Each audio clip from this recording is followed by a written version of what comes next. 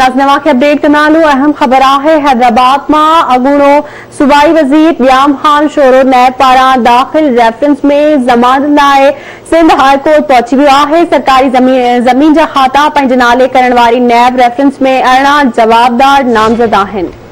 बिल्कुल नाज़रीन, याम खान शोरो, करण शोरो और assistant commissioner Sindh high court Hyderabad bench पहुंची विया आहिनि। अदालत नैब रेफरेंस की ॿुधणी 26 अगस्त ताईं मुलतवी करे छॾी आहे। अपडेट्स वठंदासीं हैदराबाद में नसीर चना खां। नसीर आगा कजो, छा तफ़सील आहिनि? बिल्कुल अगूणो सूबाई वज़ीर और पाकिस्तान पीपल्स पार्टी जो MP याम खान शोरो नैब पारा दाखिल थियल रेफरेंस में जमानत हासिल करण लाइ Sindh high court circuit bench Hyderabad पहुंची वियो। खान शोरो, किरण खान शोरो असिस्टेंट कमिश्नर ॿिया हाई कोर्ट पहुता।